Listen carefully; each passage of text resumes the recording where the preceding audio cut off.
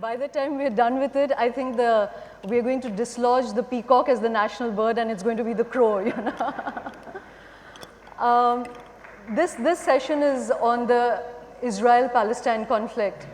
It's perhaps the most insoluble, intractable political conflict that there has been in the last 60, or perhaps the last century, but certainly the last 60 years. When I was talking to Dr. Shlomo Ben-Ami earlier, he said this is a problem that has too little geography and too much history, and I think that really sums up the problem. As Mohammed Abbas has made this bid for Palestine nationhood in the UN, it's a particularly good time to talk about nationhood, the power and poison of nationhood, and how it drives wedges between people who have shared histories, who could live very peacefully with each other, and how nations really define themselves in a sort of prism where you need the other, and that adversarial relationship, when that becomes the defining element of a nation, how problematic that is. We ourselves in India suffer that with our neighbors, Pakistan. When we go across the border, we are met with so much warmth and love that you really can't understand what the problem is about. And mostly it's institutions that create that trouble. In Israel and Palestine, of course, it's not just institutions. There is a lot of sense of injury on both sides, great degree of violence and aggression on both sides. And we are particularly honored to have Dr. Shlomo Ben-Ami to discuss the Israel-Palestine issue with us. Dr. Ben-Ami was the former foreign minister of Israel. More crucially, he was the man who at the time when the Israel-Palestine conflict came closest to solutions in Camp David and Taba in 2000 and 2001, he was the man at the heart of that, at the center of it. And President Bill Clinton said that if there was one man who could have built that bridge between the two communities, it would have been Dr. Ben-Ami. Unfortunately, their government was in for elections very quickly at that time, and they had to back off because the feeling in Israel was that Dr. Ben-Ami was selling out Israel to get a Nobel Prize. Dr. Ben-Ami has also written a very, very influential book called The Scars of War and the Wounds of Peace, which is extremely tough on both sides and very fair to both sides. It's a book we should all read. I'm also very proud to have Ram Jethmalani with us. Ram in India and across the world needs no introduction. He is the most preeminent criminal lawyer in India, a constitutional expert, a former law minister, and again, most crucially, a man who's been at the heart of trying to solve the Kashmir issue between India, Pakistan, Kashmir, India, and all the triangular combinations that requires. This session, I'm really going to look at not the nitty-gritties of how to solve the Palestine-Israel conflict, because we can't do that in 30 minutes, but to really look at how this idea of nationhood is constructed and why it has created such a poison in the international system. Dr. Ben-Ami, many people may know what are the sticky points between Israel and Palestine, but just for those who don't, could you sum up very briefly what are the 4 or 5 issues that are really the stumbling block? Well, I would divide them in 2. One is the text of the treaty, of the possible treaty, and another is the context. As to the text, it seems to me that the 2 main bones of contention are refugees, which is a constituent ethos of Palestinian nationalism, and the second is Israel's security. Israelis operate normally within a framework of worst-case scenarios. I mean, it's every crisis is a Holocaust, and every irreconcilable enemy is a Hitler. So that's the collective mentality, the psyche of this nation because of the burden of history. And then when it comes to the context, I think that the major problem is the politics of the process. The two of us, that is both Palestinians and Israelis, we have utterly dysfunctional political systems that dissolve when they come close to a historic decision. It happened to us. You mentioned it a moment ago, and it happens to every prime minister in Israel. I once asked President Abbas why did he reject the proposal that was offered to him by Prime Minister Olmert 2 years ago, 3 years ago? You know that the memoirs of Condoleezza Rice are forthcoming, and she mentions this particular episode in the process. And his answer to me was that, well, you know, he was to be defeated. He was under criminal charges because of corruption, and that was the end of his term. And my answer to him was, listen, every prime minister in Israel has only one major thing to do. And this is also the last thing he will do. If he solves the Palestinian problem, he will fall on his sword. And therefore, it will be always a deal struck at the last moment. So this is the dysfunctionality of the system, that coalitions of disparate elements that cannot take decisions. And the second element in the context is, of course, the intangible issues, the fact that this is not about real estate only. It's not about land. It's wrong to define this process as one of land for peace. Egypt-Israel was about land of peace. We gave away the Sinai Peninsula, and we got a peace agreement. Is that a warning bell? When it comes to the Palestinians, it goes beyond that. It's about millenarian certificates of ownership. It's about memory. It's about holy sites. It's about identity. These countries, these nations are not competing exactly where the borders should be drawn. They are competing of whether or not the other has a right to exist as such. So I think the Egyptians, because of the nature of the conflict, that was a rational conflict, they were asked to give Israel, to offer Israel political legitimacy, and they did it. Whereas the Palestinians are required to give Israel moral legitimacy, and it is much more complex. And this is where we are stuck. Very quickly, before I ask Ram, Dr. Ben-Ami, I wanted you to share with the audience what you told me about the Temple Mount, you know, and how, what was the formula you had suggested and why that was problematic. Yeah. Well, you know, Martin Indyk, he was one of the negotiators on the American side, wrote a book that borrowed the title of Mark Twain's book, Innocent Abroad. The Americans are always innocent abroad, but they are all over the place.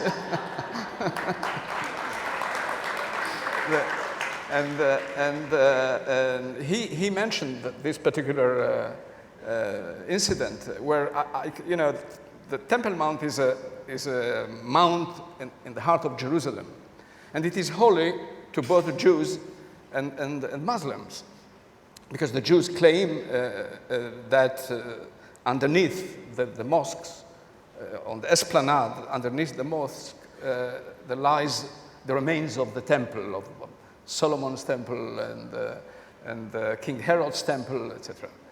And therefore we claimed always sovereignty on the Temple Mount. The Muslims say, no, this is a holy shrine for the Muslims, and it's not only a question for the Palestinians, it's for the entire Muslim world. And there was a huge debate about it. Sometimes, you know, sessions with President Clinton would look like a seminar in theology more than a political peace process. And there was a point when, because Arafat was a very religious man. He was he came to Palestine in 1948. He was born in Cairo, and he came to Palestine in 1948 as a soldier in a brigade of the Muslim Brotherhood.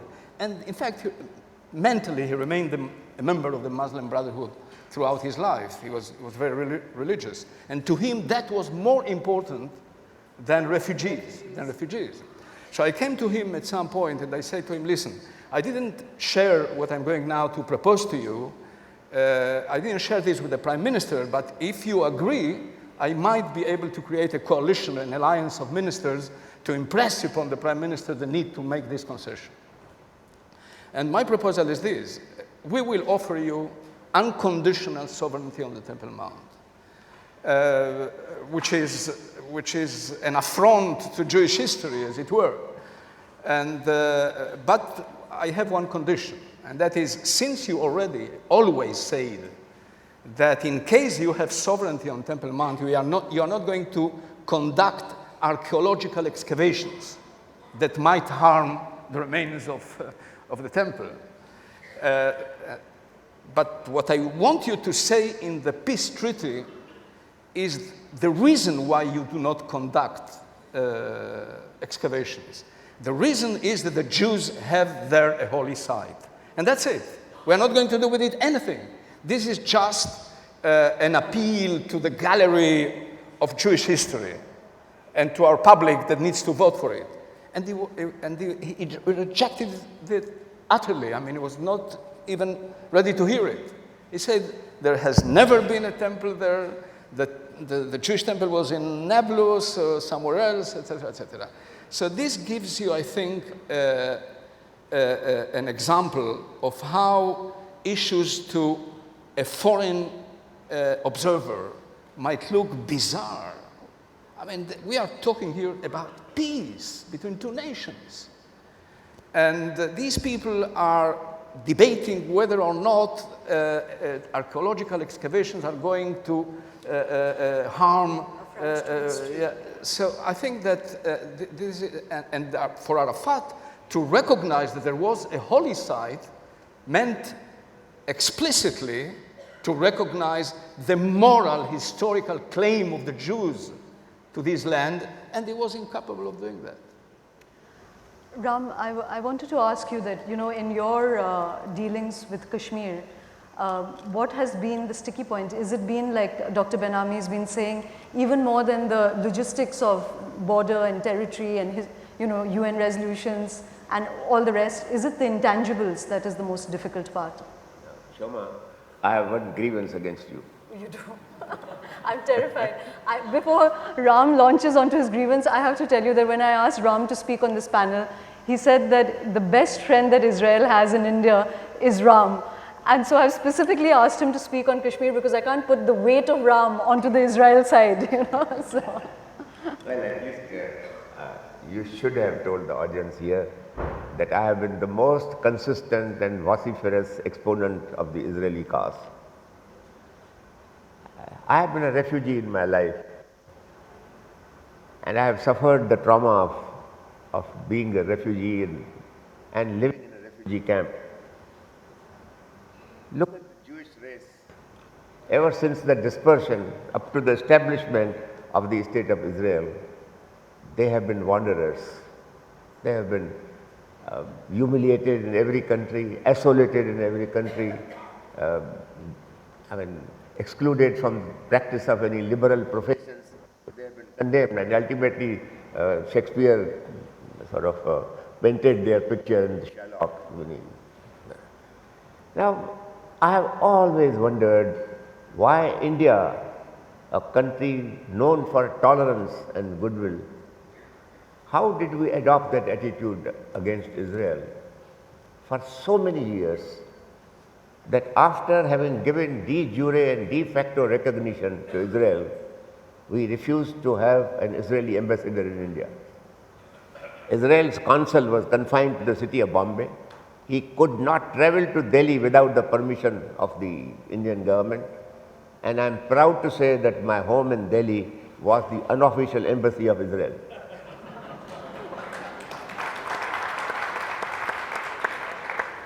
Well, I'm glad now that things have moved very, very far away from the original positions of both. At one time, if you read, for example, Ben Gurion or even Weizmann, they said that there is no conflict between Israeli nationalism and Palestinian nationalism. Why? They explained that, but we are not living in Palestine, and the Palestinians are not a nation anyway. So that's what the original stand of the Israeli and the Jewish movement. But now look at what the most difficult prime minister which Israel has from the point of view of this settlement. Even he, I think it was in 2010, that he made a statement that well, we are prepared to have a Palestinian state existing side by side, which they have resisted for so many years. They said we will not have another state between Jordan and Israel. But now they have given up that position and said that we are prepared to have a demilitarized Palestinian state in our neighborhood, and we will cooperate with that state. They have put conditions.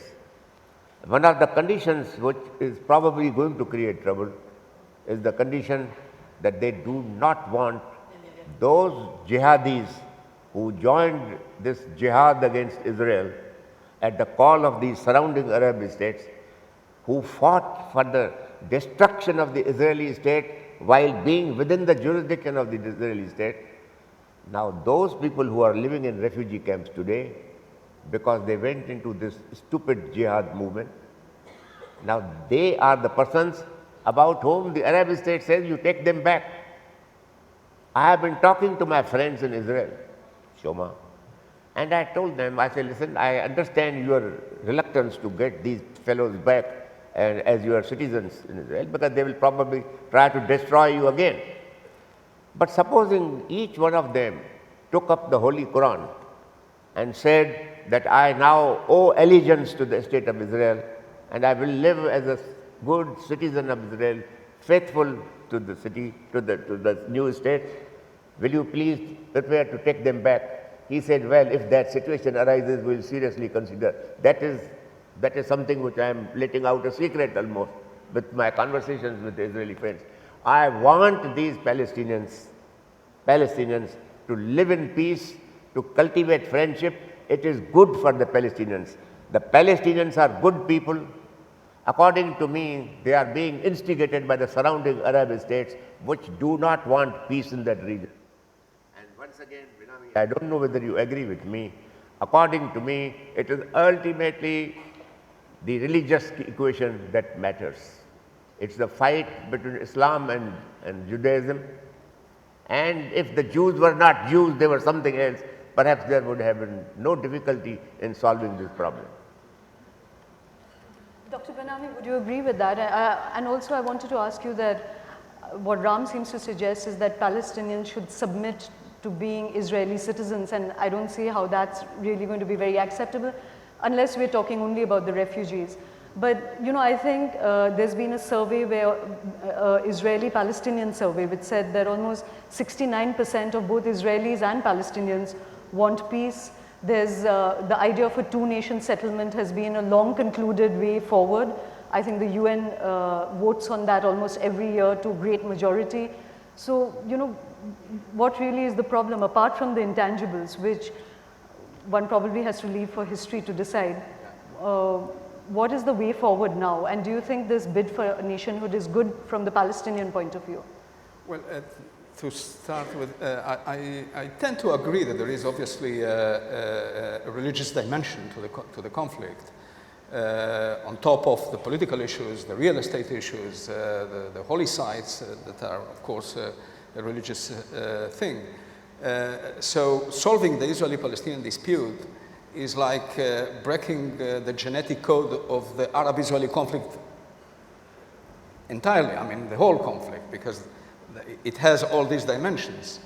The Israeli-Palestinian dispute epitomizes every problem that we have with the entire neighborhood, and therefore solving it is as we break the genetic code. And so I do agree that there is an element of, a strong element of religion. As to why we have these polls that say that everybody agrees, or 70% or so, agree to a two-state solution, yet the two-state solution does not come about. I think that this is, one reason is that this support is a passive support. It's not the driving force of the political systems of the Israelis. It is more of the Palestinians, admittedly, because they have one single issue. Being a state, so Israel has a very diversified agenda. How else can you explain that in the middle of an intifada, you get suddenly 15 seats in a Knesset of 120 of an anti-clerical party. So this is the concern of 15 Knesset members, anti-clericalism. And 8 seats for the pensioners. So the agenda, people do not vote for peace or war. They vote like in any other democracy. And hence, this is not the central agenda of politicians, unless there is a leader who agrees to turn it into the central agenda. That was the case of Rabin, that was the case of Barak, but less so in the current government. If I may just cut in, Dr. Benami, you know, Ram mentioned the jihadi fervor. It would be unfair not to mention the kind of fervor and prejudice that, say, the Israeli settlers have. You know, there's a kind of rabid hatred and religious fervor to their approach to the Arabs and to the Palestinians. So could you explain, you know, is that really the dominant strain in, say, Israel, Tel Aviv, or is there something particular about the settlers' psychology? Well, it's not dominant, but it's extremely vociferous. That is, it is very highly motivated, and hence it has a driving force that sometimes defeats politicians, defeats governments. The phenomenon of the settlers needs to be split in two. One, you have the secular settlers. I would define them as real estate settlers, those who came because land is cheaper and they want quality of life and what have you. The others, which is the toughest nut to crack in this process, are the religious fundamentalists who came to the territories because they believe this is the biblical land of Judea and Samaria, and this is a return to a lost fatherland. That's not about hatred of the Palestinians. That's more about self-affirmation. This is something ours that belongs, it is God ordained, and we got it from history, from the Bible. This is the historical land of Israel, etc., etc. So that is the main reason. These religious fundamentalists respond to a very interesting dilemma in Judaism. And again, it brings me back to the Holocaust.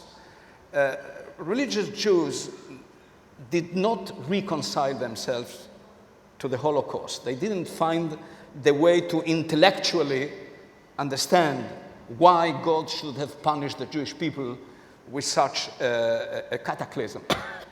And therefore, you don't find in religious teaching people addressing the Holocaust as an issue. It is more the secular or the surrogate religion of the secular people, not of the religious. But then, according to Jewish eschatology, there are many writings that the leaders of the settlers have written. According to Jewish eschatology, the Messiah will come only after a major cataclysm. And the major cataclysm now, suddenly, after the victory of 1967, the re-encounter of the Jews with the Promised Land, suddenly the Holocaust becomes understandable. The Holocaust was the cataclysm that was supposed to precede the coming of the Messiah. And the coming of the Messiah is the re-encounter with the biblical lands of Judea and Samaria. So for them, this is a holistic sort of interpretation of Jewish history. And therefore, it is extremely, extremely difficult to eradicate them. Nonetheless, it can be done. The settlements, and this is what I'm trying to say always to our Palestinian friends and interlocutors, the settlements are illegal. There should be no doubt about it. Israelis understand that. Those Israelis who opposed the settlements obviously understand that. And they are, if not an obstacle, obviously they are not a vehicle to a peace agreement. Nonetheless, we have proven twice that when it comes to relinquishing land, settlements would not be a problem. We did it in Sinai when we signed the peace agreement with the Egyptians. Israel dismantled settlements, a whole city, air bases, oil fields, what have you. And it was done. And when Sharon decided to disengage from Gaza, he dismantled settlements. So maybe the Palestinians are right, and the international community is right, to look at the settlements as the lunacy of a people living in contradiction. Why the hell do you build settlements if you know that at the moment of truth you'll have to give them up? Okay, this is the deficiency in the Israeli mind. But when it comes to the test, we have proven that we can do it. And because it is a technical problem and sometimes a financial problem. I mentioned already the Americans, they will pay. Ram, Shoma, I'm most anxious to talk about Kashmir, you asked me, but let me say a couple of things about this. I want to share with you an experience. On the eve of the Six-Day War, I happened to be in Germany, and I was watching a television show in the evening, and on came the figure of a gentleman whose name I forget, but if I mistake not, his name was Ali Shukeri. He was one of the Arab leaders from one of the surrounding countries. So he was asked the question that now that you have decided to enter Israel, what will you do to the people of Israel? So his answer was that we will allow the Jews to go back from the countries, to the countries from where they have come. But that was not such a bad answer. Then he twisted his moustache and said that, but inshallah, there will be no survivors. And the Six-Day War has been the greatest tragedy for the surrounding Arab countries. Then they went through a Yom Kippur war. Every time they have lost because they are so incompetent. I told you I didn't want to put Ram on the stage. I wanted it on my terms. I should have known I would have to concede to your terms. Ask me a question. On the 18th of October, a few days back, you entered into a most unintelligible swap of prisoners. You swapped 1,027 Palestinian prisoners for some sergeant, Gilad Shalit. One sergeant against 1,027. What was your prime minister trying to achieve by this? Were you trying to make Hamas more famous in their part of the world, or you had some other purpose? Well, I think that, again, it goes back to the national psyche. A country that is surrounded by potential enemies and potential enemies, that has the president of Iran every breakfast that he has menacing Israel, threatening Israel with destruction. You need to have, you need to uphold the concept that no one will be left behind in case of conflict. So this is what gives the leaders the moral right to say to people, go to battle. If something happens to you, we will rescue you. We will pay whatever it takes to bring you back home. So I think that's the ethos of a nation in a state of war. Israel believes that Israel is a Periclean democracy. You know, the Pericles speech in the Peloponnesian War, we are facing dictatorships, autocracies that do not respect human life, etc. We are different. So you uphold your national identity, and without that kind of principles, it will be extremely difficult to hold the nation together in case of conflict. So that is essentially the reason. Ram, just a minute, if, because we have to wind up very quickly, that two things, Dr. Ben-Ami, you said that this sense of threat is what keeps the Israeli nation together. We had a very interesting conversation where you said that actually if this settlement were to come through, then there are lots of internal problems that Israel has to face up to, very divided ideas of what religion should do in the state, their idea of themselves. Can you quickly run us through that? Because there are many things that we haven't been able to discuss. But well, Israel does not have a constitution, as you know, because it doesn't know what to do with the religious element within such a constitution. And therefore, there are practical arrangements rather than a binding constitution. And before we solve the conflict, before we have internationally recognized borders, it will be extremely difficult to get into these issues because they are extremely divisive. They are very, very divisive. So this is one. State and religion is the most important of them. And of course, there is another one, which I think it has been addressed over the years, and it has become less and less acute. Israel is a very small country, yet it is a kaleidoscope of ethnic groups. That the link between them is the unity in destiny, as it were. In front, it is always in front, or the other, obviously. So once the other is no longer an enemy, you'll have to find ways to reconcile these differences. Is Israel going to be a multi-ethnic society or a Jacobin state, centralistic state, as the founder of the state, David Ben-Gurion, wanted it to be? All these are extremely important issues, but they are issues for times of peace, and Israel is sort of addressing them, but not in a radical way. Once you address them in a radical way, this might create divisions and internal conflicts, very serious internal conflicts. Ram, I'm really sorry, but we have to wrap up. Is there one last thought that you can leave our audience with? Very, very quickly, Ram. What are you interested in? What am I interested in? Well, in this idea of nationhood, that in conflict resolution, what is the one... according to me, the solution of the world's problem consists in emerging out of the darkness of religious belief. And ultimately, you have to take up the scientific way of which Justin talked about this morning.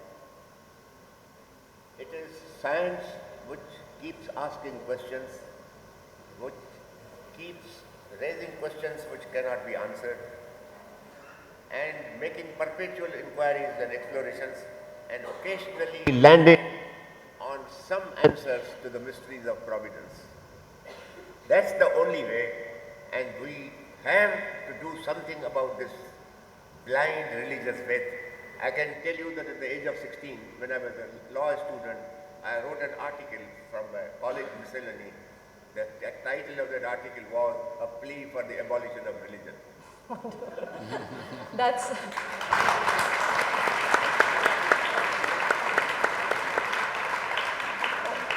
Or we should certainly amend that to saying a plea for the abolition of public religion to private faith, you know.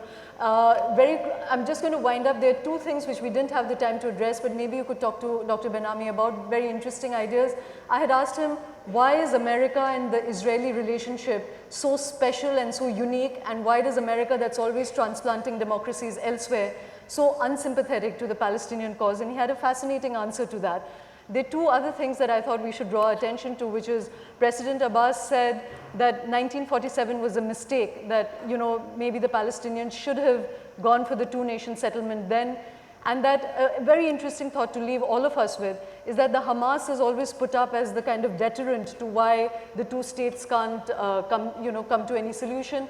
And President Abbas said that, like in many societies, there are extremist elements, and the Hamas is like an opposition. You know, it's an opposition, it has a particular worldview, but it's a multi-viewed world, and it should be seen in its place. And so let's leave this with that last thought, the abolition of religion as public weapon. Thank you so much.